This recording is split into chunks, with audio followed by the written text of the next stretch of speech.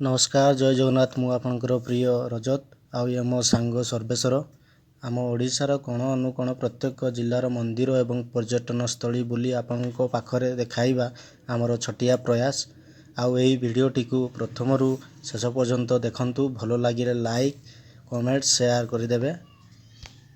चलंतु आगको जीवा देखिबा। हेई रे भाई तेल टंकी देखु देखु आम गाड़ी कहला मु टिके पीबी नहले आउ आगकू जीविनी। मु कहली हौ याकू 90 दे दियो। गाड़ी आम 90 पी सारिला परे पूरा उड़िला आउ सीधा पहुँची गला। कहला मु गाधीबी। मु कहली ना गाधानी अजଣା पानी जर हबो। आम गाड़ी बुझिला आउ छिड़ा होई देखिला पिला माने केमिति गाधुछंती डेगी डेगी। खुशी रे से ताड़ी मारुछ। 1 2 3 स्टार्ट।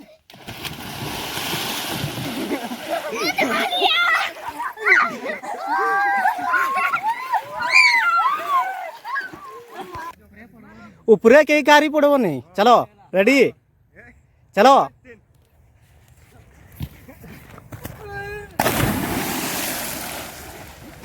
एमानंकर डिया डुई गाधुआ देखी आम गाड़ी कहूची नाई रे भाई मु आ जीवन रे गाधेबी नहीं बालो इना जांकी दी था।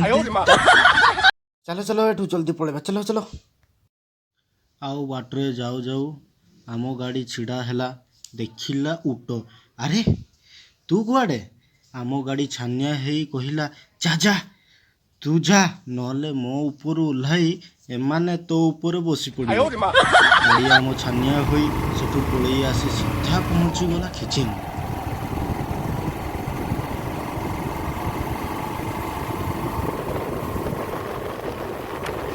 आउ खिचिंग रे पहुंची सारिला परे आगे चपल 5-5 टका दे रखीदेलु। सेपटे देखिलु भोग दुकान रू भोग नहीं टिकेट करी आगकू जीवाकू पड़िबो। टिकेट करी आगकू चलिलु आमे।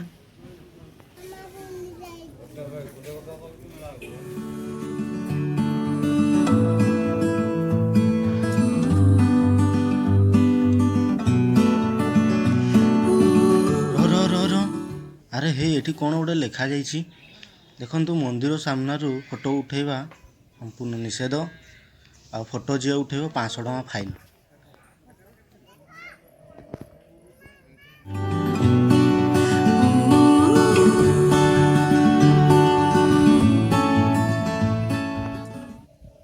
हाय फ्रेंड्स फाइनाली आमे माँ किचकेश्वरी मंदिर रे पहुँची सारिछु। देखंतु एटाकार व्यू।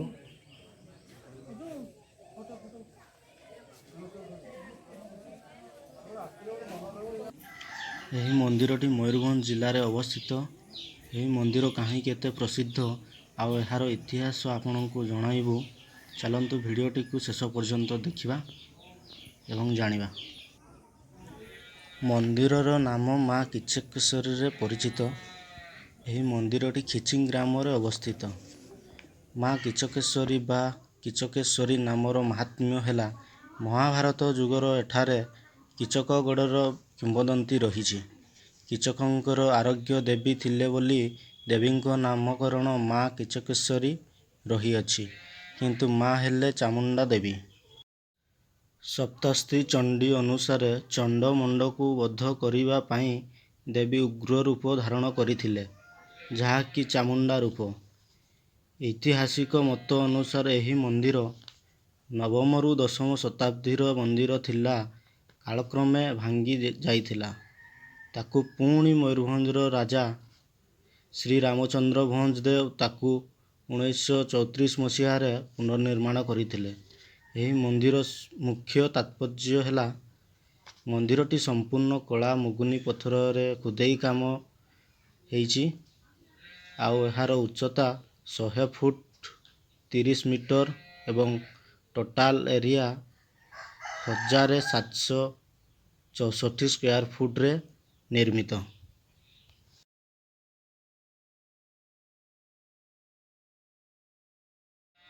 आउ एपटे शिव मंदिरटी मांकर दक्षिण दिगरे रही अछि।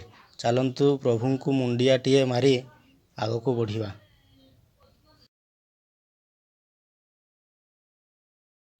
ଐତିହାସିକ କିମ୍ବଦନ୍ତୀ ଅନୁସାରେ ରାଜା କୀଚକ ଦ୍ରୌପଦୀଙ୍କୁ ଅପମାନିତ କରିଥିଲେ। ଆଉ ଦ୍ରୌପଦୀ ଭୀମଙ୍କୁ ଆସି କହିଥିଲେ କି ରାଜା ମୋତେ ଅପମାନିତ କରିଛନ୍ତି, ଆଉ ସେ କାଲିର ସୂର୍ଯ୍ୟୋଦୟ ଯେମିତି ଦେଖି ନ ପାରନ୍ତି।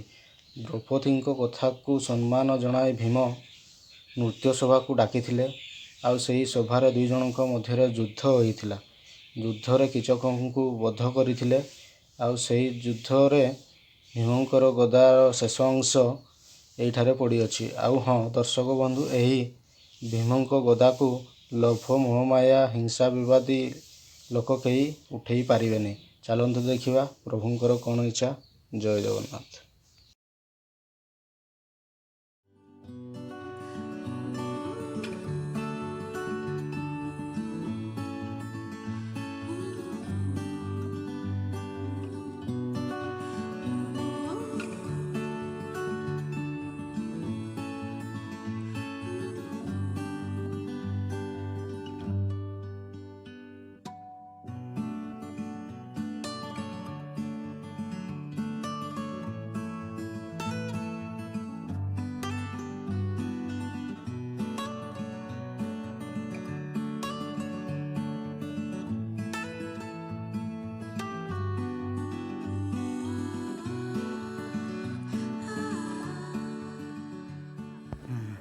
ବର୍ତ୍ତମାନ ଆମର ବ୍ଲଗର ରଜତ ବର୍ତ୍ତମାନ ଆମର ଲୌହଟି ଉଠେଇବା ପାଇଁ ଯାଉଛନ୍ତି। ଦେଖାଯାଉ।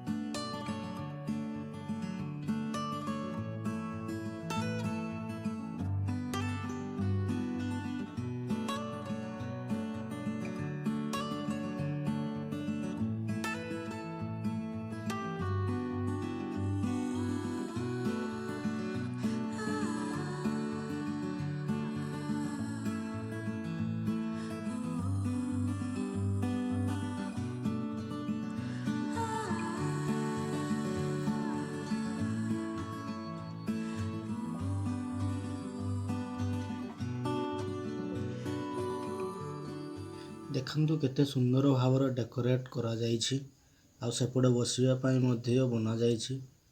ସୁନ୍ଦର ସବୁଜପୂର୍ଣ୍ଣ ଘାସ ଗାଲିଚା ଉପରେ ସତେ ଯେମିତି ପ୍ରକୃତି ତରଙ୍ଗ ହୋଇ ଦୋଳି ଖେଳୁଛି। ଆଉ ଏପଟେ ଦେଖନ୍ତୁ ପ୍ରଭୁ ଶିବ ପାର୍ବତୀଙ୍କର ଅତି ସୁନ୍ଦର ଆକର୍ଷଣୀୟ ହିମାଳୟ ପର୍ବତ ଉପରେ ବସିଥିବାର ମୂର୍ତ୍ତି ବନାଯାଇଛି, ଏବଂ ବାମ ପାର୍ଶ୍ୱରେ ନନ୍ଦୀ ଓ ଦକ୍ଷିଣ ପାର୍ଶ୍ୱରେ ସିଂହ ରହିଛି।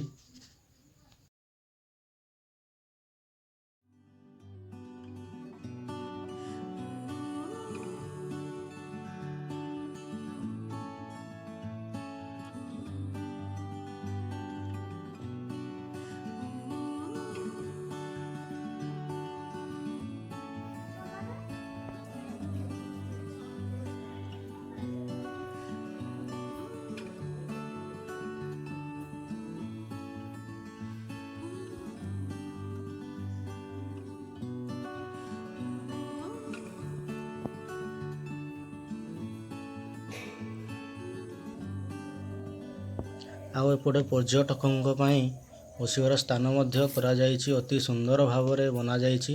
ଦେଖନ୍ତୁ କେମିତି ମାର୍ବଲ ପକାଇ ପୁରା ଚକାଚକ୍ କରି ରଖିଛନ୍ତି। ଆଉ ଏଇ ସୁନ୍ଦର ଭ୍ୟୁ ଦେଖି ମୋ ସାଙ୍ଗ କହିଲା, ଦେ ମୋର ଗୋଟେ ଫଟୋ ଉଠା। ମୁଁ କହିଲି why not, I am is ready. Photo ଉଠାଉ ଉଠାଉ ସେପଟେ ନନା ଡାକିଲେ, କହିଲେ 1:30 ବାଜିଲାଣି, ମନ୍ଦିର ବନ୍ଦ ହେବ, ଚାଲ ସବୁ ବାହାରକୁ। ଆଉ ଆମେ ବାହାରି ସିଧା ଆସିଲୁ ଯେଉଁଠି ଏତେ ସୁନ୍ଦର ଭାବରେ ଖୁଦେଇ କାରୁକାର୍ଯ୍ୟ ମୂର୍ତ୍ତି ଗଢ଼ା ହୁଏ, ସେଇ ଗାଁ କେଶନା। ଦେଖିଲୁ ମୂର୍ତ୍ତିକୁ ଛୋଟ ଛୋଟ ନିହାଣ ଧାରୁଆ ମନରେ ଟିକେ ଟିକେ କରି ଖୁଦେଇ କାର୍ଯ୍ୟ କରାଯାଉଥାଏ। ଆଉ ସେହି ମୂର୍ତ୍ତି କାରିଗରର ହାତ ସ୍ପର୍ଶରେ ସତେ ଯେମିତି ଜୀବନ୍ତ ହୋଇ ଗଢ଼ି ଉଠିଛି।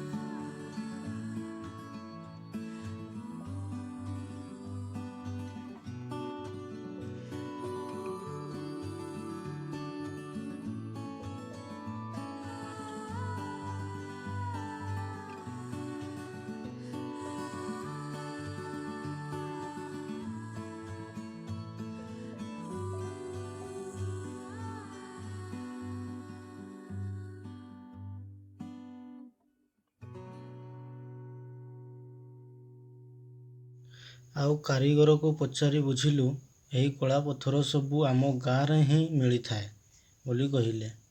ଆଉ କୌଣସି ସ୍ଥାନରେ ଏହି ପଥର ଦେଖିବାକୁ ମିଳିନଥାଏ। ତେଣୁ ଓଡ଼ିଶାର ବା ଓଡ଼ିଶା ବାହାର ରାଜ୍ୟରୁ ମୂର୍ତ୍ତି ଅର୍ଡ଼ର ଆସିଥାଏ ବୋଲି କହିଲେ।